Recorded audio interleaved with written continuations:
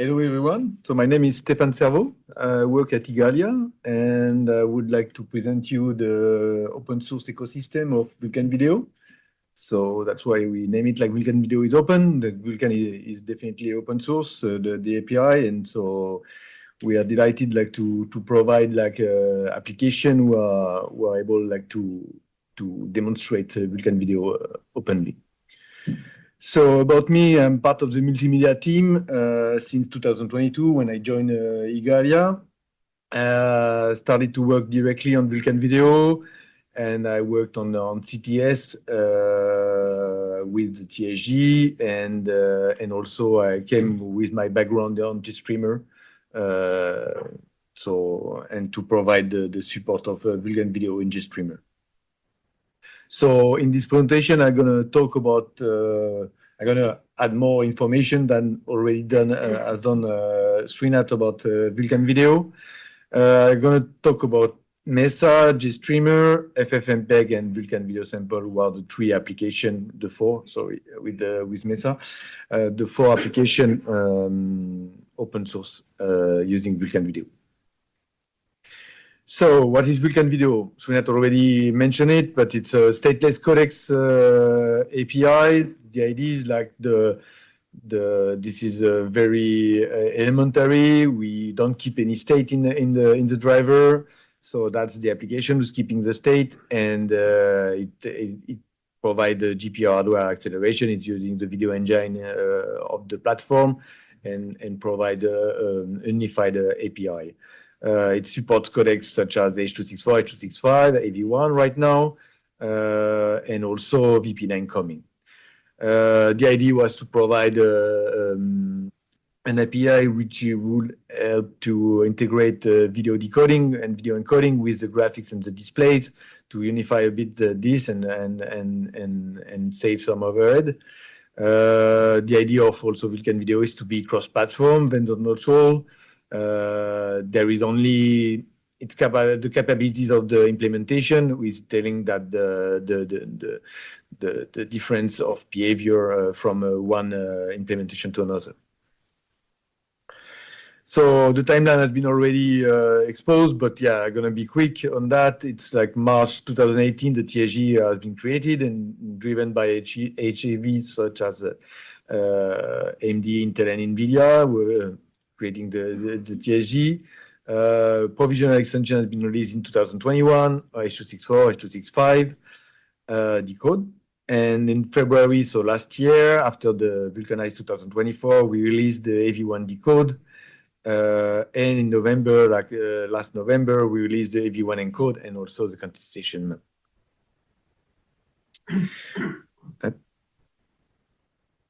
So let's talk now about the application. That's the point of this presentation. So I'm gonna not be too much in Vulkan. I'm gonna be more over Vulkan right now. So let's talk first about Mesa. I guess you know all about Mesa, and so I'm gonna do a quick introduction on it. So it's a low-level graphics library. The idea is like there is like it began as an open source implementation of the OpenGL, but it moved to Vulkan to implement the Vulkan specification on various GPUs. It supports a lot of these GPUs, Intel, AMD, NVIDIA, Raspberry Pi, and so on and so on. Contributors to Mesa are wide. There is like Igalia, of course, and AMD, Intel, Google, Collabora, Mesa community. So I encourage you to watch the last year presentation from my colleague about the 8 years of OpenDriver in Mesa in the last Vulkanized in 2024. The Vulkan Video history in Mesa. David Erlai started to work on AMD and Intel in 2022. There is a blog post about it. He started to experiment at the same time that the TSG was working on the specification. With Lean from FFmpeg, they provided the first implementation of like a decoder, H.264 decoder, and so like the driver part and application part, the FFmpeg part. Igalia joined with my colleague Victor Jacquet on the GStreamer side. We started to implement the decoder element in GStreamer. And Yu Junko, also from Igalia, started to work on Intel GPU in 2023. So levering the burden or the effort from David Erlai to work only on RADV and AMD GPU. So what is the Vulkan video status in 2025? So we support the encoders H.264, H.265 for both AMD and Intel implementation, RADV and NV. We implemented AV1 decode. AMD and RADV support AV1 decode. Only RADV support AV1 encode for now. AV1 encode and NV should come soon. We are also supporting video maintenance 1 now in Mesa. Video maintenance 2 is coming soon. I'm gonna speak about it later. So we both supporting AMD and Intel, and we having also the implementation coming. Recently in December, a nouveau driver, NVK driver has been released to support H.264, H.264, H.265 codecs in NVK. So that's a big step, and we're also having AV1 decoder under review. There is also a Zinc implementation, so it's an H.264 decoder based on Vulkan video inside under the curtain. It's a VAPI driver, and then you're using Vulkan video. It's a project from David Erlai, like a long-term project. So here is like a recap of the support. As you can see, we are supporting a lot of codecs now. So the challenges we have been facing implementing the drivers are the GPU hangs. Definitely, there is not enough useful tool to investigate. Would be nice to implement more tool. RADV is, for example, hanging when we are giving a bad command, so we need to reboot the machine. It's kind of hard to implement. There is a lot of generation of GPUs. That the other challenge we have been facing to support all the common parameters, memory size, element. But I can tell you that the implementation is pretty good. It's working on a lot of hardware. The plans for 2025 in Mesa are the AV1 full support for both RADV and NV and NVK. Now that's NVK came in December. When I started this presentation, the NVK was not in my list. So yeah, it's pretty new and pretty exciting. And to support other GPUs, we would like to provide the Vulkan video to other GPUs. Would be nice. So now let's talk about the application, the third party, like the over the driver. We having the streamer, FFmpeg, and Vulkan video samples. So let's talk first about GStreamer. So I don't know if you know about GStreamer, but I'm gonna give you like a quick introduction about it. It's a 25 years old framework, so it's a very stable framework about streaming media application. It supports a lot of backend from DX12 to small library. To the idea of GStreamer is to be like a layer over existing libraries. So it provides like an interconnection system. I'm going to show you in this slide like the interconnection system, and it helps to interconnect element for the source, the transform, and the sink. So the idea is like the source can be like a streaming source, a transform can be a decoder, and the sink could be like a display. It's native multi-platform. It's working on all the system and highly optimized. It's written in Rust and in C. So here is like a pipeline, the common name for the GStreamer interconnected system. So as you can see on screen, it's a bit small, but yeah. The video test SRC is this pattern, and then we go through a Vulkan upload to map to the Vulkan memory manager, and then we create like an encoder. We decode with the Vulkan.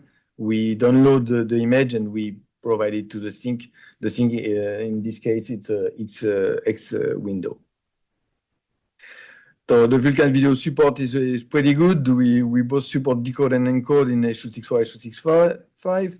We support AV1. Well, we are currently trying to support AV1. We're having like an element under review, but we're still having some issues. The AV1 encode is only a unit test for now. It's the element is not ready. Now I'm gonna demonstrate you the result with Fluster. So Fluster, what is Fluster? It's a framework to validate the decoders upon like a list of media about test vectors. So it's a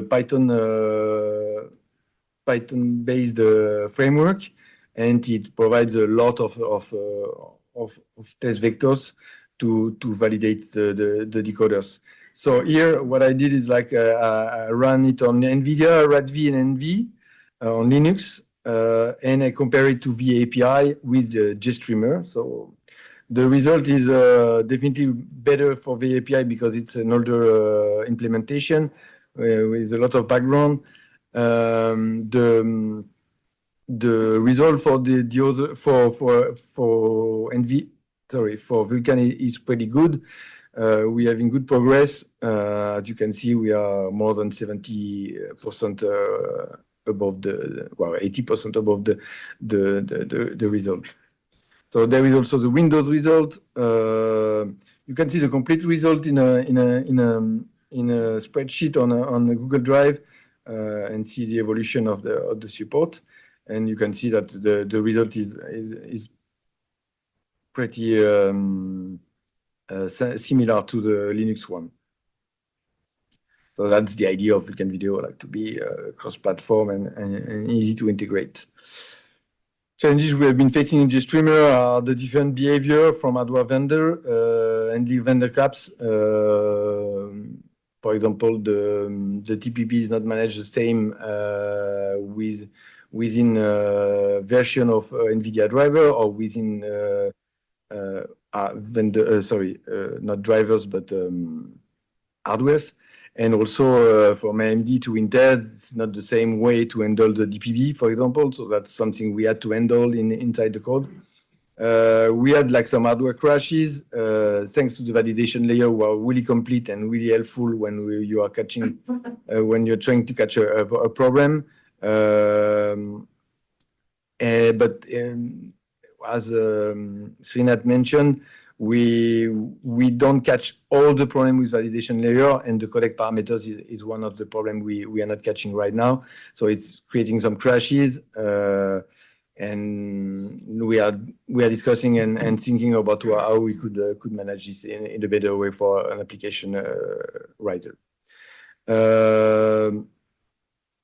So what's next? In GStreamer, we planning to have the H.264 encoders review and merge. This should happen in the coming months. I don't know if it's going to be in the 1.26 release, but it could happen. It's not impossible, but, because 1.26 it should happen like in a month. We hope to have everyone codec review and merge soon. Also, the video maintenance too support, and VP9. Since that the extension is coming, we plan to have it in 2025 also. So now let's talk about FFmpeg. I guess I don't know who knows about GStreamer here. Yeah, and FFmpeg. Yeah, a bit more. Definitely a framework more well known for video decoding. So definitely, this is not, I mean, a rival, but it's definitely they are working along with GStreamer. GStreamer is using FFmpeg inside, for example, for video code decoding. It's also a 20 years old multimedia framework. It's more a library. You calling some methods, you can demux, you can decode contents with the library.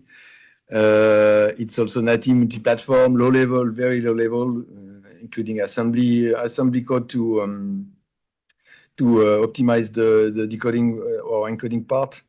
And yeah, it's a very amazing project also.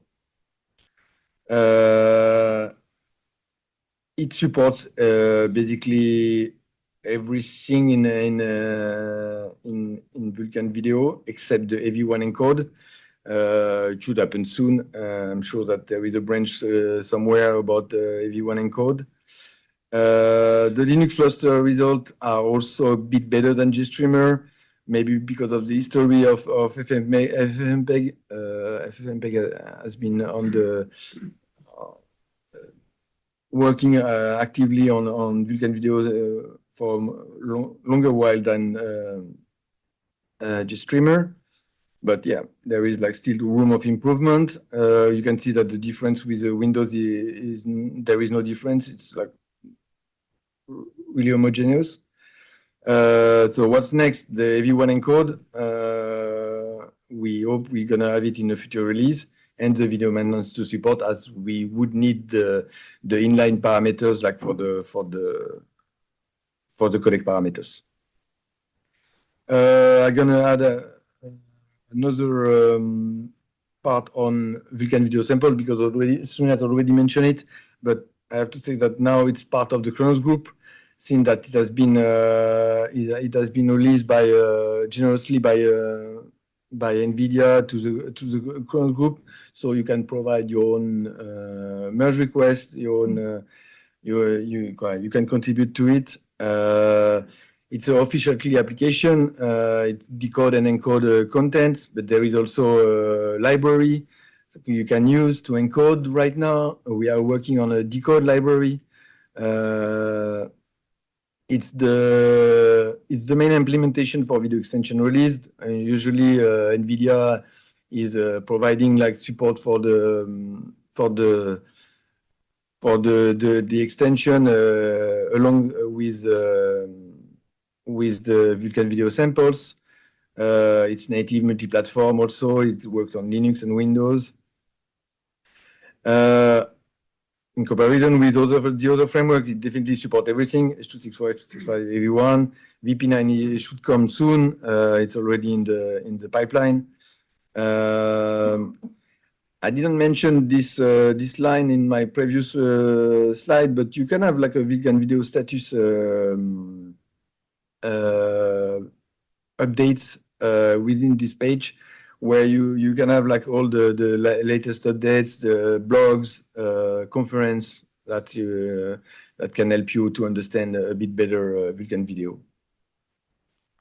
The Fluster result, so there is like zero. That's a pity because we just have a bug with Mesa, but it should be fixed soon. But otherwise, the results are really good, as good as the FFmpeg one.